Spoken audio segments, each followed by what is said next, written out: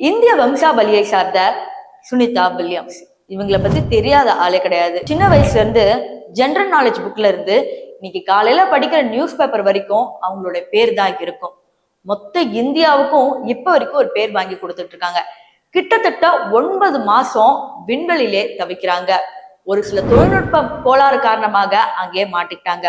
அதுக்கப்புறம் வந்த நியூஸ் நமக்கு தெரியும். இங்க இருந்து ஆஸ்ட்ரோனட்ஸ் எல்லாம் அங்க ரீச் ஆகி இப்போ வரதுக்காக ரெடி பண்ணிக்கிட்டு இருக்காங்க. ஸோ அவங்க உலகத்துக்கு சேஃபா திரும்பி வரணும் அப்படிங்கிறது தான் நம்ம எல்லோருடைய ஆசையா இருக்கு. இருந்தாலும் சுனிதா வில்லியம்ஸ் பத்தி தெரியாத விஷயங்களை தான் இப்ப நம்ம பார்க்க போறோம். இதையும் தாண்டி உலகத்துக்கு திரும்பி அவங்க வரும்போது என்னென்ன இஷ்யூஸ் அவங்களுக்கு ஆகும், அதுக்கப்புறம் இவங்க ஒரு சாதாரண மனிதன் மாதிரி வாழ முடியுமா அப்படிங்கிறது ஒரு பெரிய கொஸ்டின் மார்க்காகவும் இருக்கு. இதெல்லாம் நீ ஏன் சொல்ற, பயங்கரமா குழப்பிறியே அப்படின்னு கேட்டீங்கன்னா இந்த வீடியோ முழுசா பார்த்ததான் தெரியும். சரி வாங்க வீடியோக்குள்ள போகலாம். நான் உங்கள் சிவரஞ்சனி, சிகப்பு நாடாவில இருந்து. சுனிதா வில்லியம்ஸ் இந்தியா வம்சாவளியை சார்ந்தவங்க. இவங்களுடைய அப்பா பெரிய டென்னிஸ் பிளேயர்.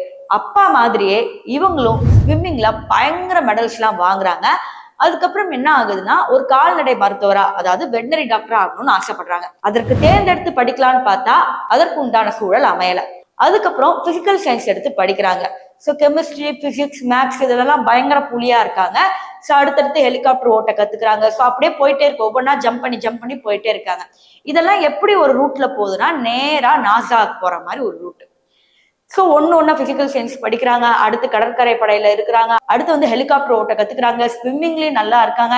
ஸோ நமக்கு எல்லாருக்கும் நல்லா தெரியும், ஸ்பேஸ்ல ட்ரெயின் ஆகிறதுக்கு முன்னாடி ஸ்விம்மிங் நல்லா தெரிஞ்சவங்களால மட்டும்தான் வந்து அடுத்த ஸ்டெப்பே வைக்க முடியும். இப்போ இந்த எல்லா விஷயத்திலையும் சுனிதா வில்லியம்ஸ் பர்ஃபெக்டா இருந்தனால மட்டும்தான் சுனிதா வில்லியம்ஸ் இன்னைக்கு ஆஸ்ட்ரோனட்டா இருக்காங்க.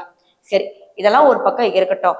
9 மாசத்துக்கு முன்னாடி விண்வெளியில பறந்தவங்க இன்னும் வரல. இதற்கு காரணம் நாசா நிறைய காரணம் சொல்றாங்க.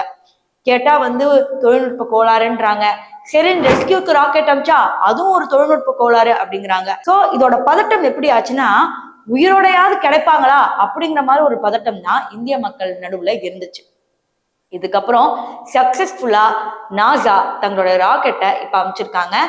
நேத்து தான் நம்ம வீடியோஸ்ல பார்த்தோம், க்ரூ மெம்பர்ஸோட கட்டி பிடிச்சு ஆரவாரம் பண்ணிருக்காங்க. சரி, இதுக்கப்புறம் இந்தியாவுக்கு வரும்போது என்னென்ன நடக்கும், அவங்களால சாதாரண மனுஷன் போல வாழ முடியுமா அப்படின்னு கேட்டீங்கன்னா கிட்டத்தட்ட ஒரு 6 வாரத்துக்கு அது முடியாது அப்படிங்கிறது தான் உண்மை. அவங்களுடைய பாதம் தரையிலே படாம மிதந்துட்டே இருந்திருக்கிறாங்க. ஸோ அவங்களோட பாதம் பிறந்த குழந்தையோட பாதம் மாதிரி பயங்கர சாஃப்டாவும் சென்சிட்டிவாவும் இருக்கும். ஸோ அவங்களால நடக்கவும் முடியாது, நடக்கவும் ட்ரை பண்ணவும் முடியாது. கொஞ்சம் கொஞ்சமா தான் ஸ்டார்ட் பண்ணும். எப்படி தத்தி தத்தி குழந்தைங்க நடக்குமோ எக்ஸாக்டா அதே மாதிரி. மன அழுத்தம் இருக்கும், கரெக்டா தூக்கம் வராது, சாப்பிட முடியாது, இந்த மாதிரி நிறைய விஷயங்கள் இருக்கு.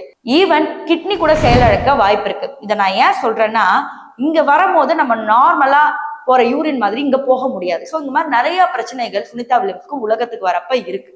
இது எல்லாமே நாசாவோட கட்டுப்பாட்டுல இப்ப இருக்கிறதாகவும் சொல்லப்படுது.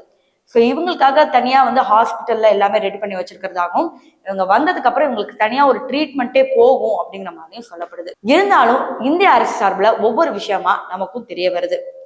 ஆனா இன்னைக்கு இந்தியா வம்சாவளியை சேர்ந்த ஒரு பெண் இன்னைக்கு விண்வெளியில சாதிச்சிருக்காங்கன்னா அது ஒரு சாதாரணமான ஒரு விஷயம் இல்ல. இத்தனை ஜெனரேஷன் சுனிதா வில்லியம்ஸ் பத்தி படிச்சுட்டு இருக்காங்கன்னா அதுவும் ஒரு சாதாரணமான ஒரு விஷயம் கிடையாது. சுனிதா வில்லியம்ஸ் பத்திரமா உலகத்துக்கு திரும்பணும் அப்படிங்கிறது தான் எல்லோருடைய ஒரு நோக்கமாகவும் இருக்கு.